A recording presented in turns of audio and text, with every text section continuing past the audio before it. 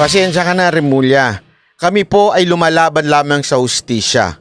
So kung kami ay babantaan mo, naintindihan ko, karapatan mo yan bilang mamamayan na magbanta sa amin na keso kami ipapakontempt mo o ganyan-ganyan.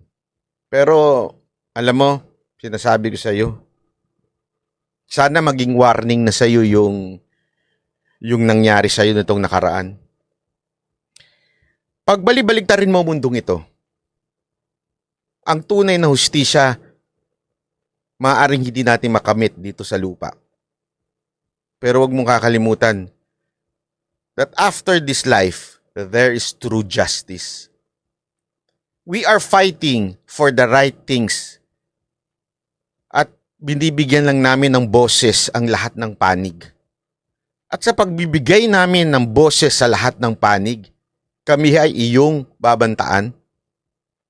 Alam niyo ho ba, even a convicted person have the right of freedom of speech? Huwag niyo kakalimutan yun. Ang lahat ng mamamayang Pilipino ay may kalayaang magsalita. Kahit ito'y convicted na tao. Huwag mong kakalimutan yun, Secretary Remulla. Abogado ka. Lahat po tayo ay may kalayaang magsalita. Freedom of speech, freedom of the press, and we are part of the press. Tas babantaan mo kami ng ganito. Ano to, martial law? Panoorin nyo to, sinabi niya ha. Oh. Pero sir, si General Bantag, wala na talaga siyang paramdam. Kasi di ba dati may sinasabi, gusto raw? Yung isang araw siya po ay na-interview ng mga ilang vlogger, sa linggo yata yun, mga 2 weeks ago. At ngayon po ay aming pong pinaghahandaan ng complaint ang mga vlogger na nag-interview sa kanya for contempt of court. Kasi hindi bawal po yan. Ito po ay mga taong hinahanap ng batas na hindi po dapat binibigyan ng ganyang salita. At ito po ay pamapas. Hinahanap ng batas at hindi dapat binibigyan ng salita? Wow!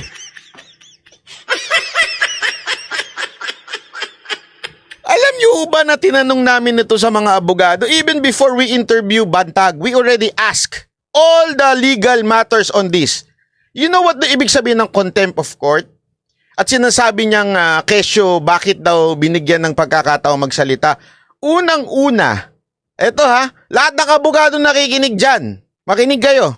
Oh, correct me if I'm wrong. On the spot. Alam mo ba ibig sabihin ng contempt of court?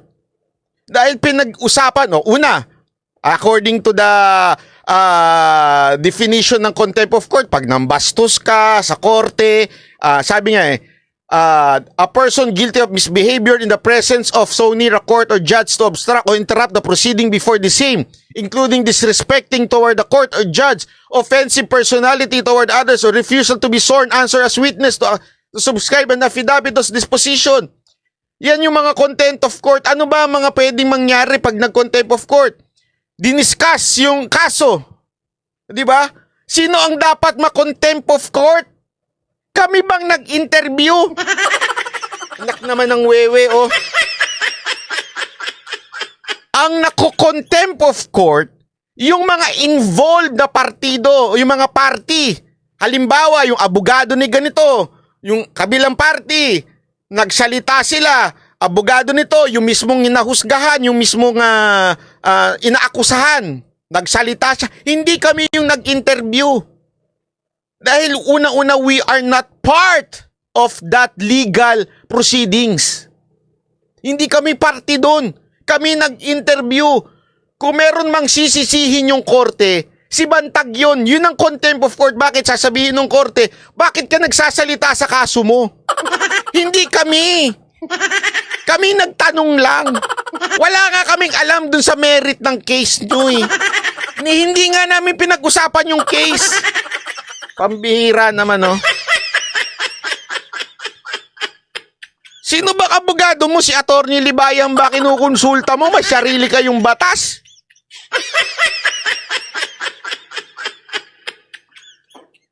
Kaya nga, ako I challenge kung merong abogado dito. Tanungin ko kayo, is that even contempt of court? Na nag-interview ang isang media at tinanong, kamusta ka na? Ano masasabi mo kay Katapang? Pinag-usapan nga namin puro si Katapang eh. Maaaring nasaktan ito dahil pinagmumura ni Bantag. Alam mo ba na hindi kami ang makukontempt kasi hindi kami involved. The judge has no jurisdiction sa amin. Kasi una-una wala naman kami dun sa korte. Pangalawa, hindi naman kami involved dun sa kaso. Okay? Kaya wala sa amin na magsasabing pinakikialaman namin yung case. Paano namin pakikialaman yung case? Hindi nga kami kasali doon. Hindi nga namin alam yung case. Pambira naman, no? Pero may sundot pa siya. Kaya tingnan mo, biglang nagbago. Tingnan nyo, ha? Observe nyo, biglang nagbago siya ng statement. Sa proseso po ng batas. Proseso daw. Yung proseso daw ng court.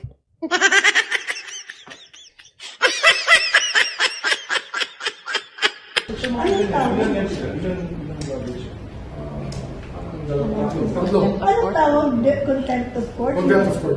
Yes. Obstruction of justice. Bigla nagbago, naging obstruction of justice. O sige, Google naman natin. Obstruction of justice. Obstruction. Justice. Ayan. Obstruction of justice, any person who willfully obstruct, impedes, frustrate, or delay the apprehension of suspect or the investigation or prosecution of criminal case or intrudes in a crime scene shall be punished within level 3. Sa anong inintrude namin doon? Secretary, anong inintrude namin doon sa pag-interview kay Bantag? Hinarang ba namin ang pag-aresto nyo? Ina-aresto nyo ba sila at that time? Hindi nga namin alam kung nasan siya. Ang dilim-dilim nga nung paulit-ulit namin sinabi yun. Ang dilim-dilim nun, hindi nga namin makita kung siya talaga yung nagsasalita eh. Hindi nyo ba napansin yun? Hindi nga namin alam kung siya talaga yung nagsasalita eh. Malay mo, kunwari siya lang yung mukha, iba nagsasalita. Nakita nyo? Paano namin ma-obstruct ang justice? Meron pa nga humirit dyan eh. Dapat daw inaresto namin, citizen arrest.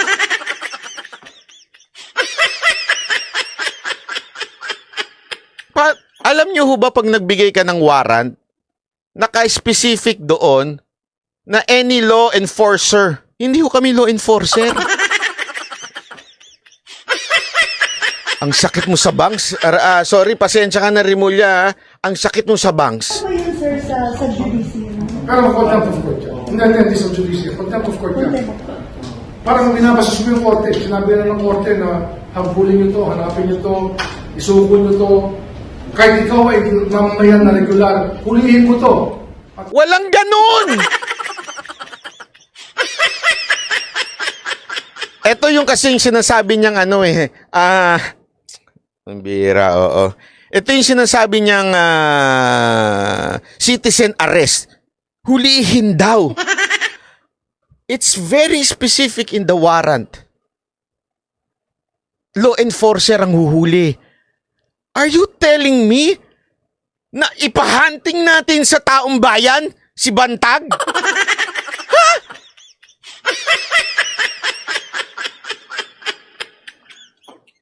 Are you even serious, Secretary Rimulya?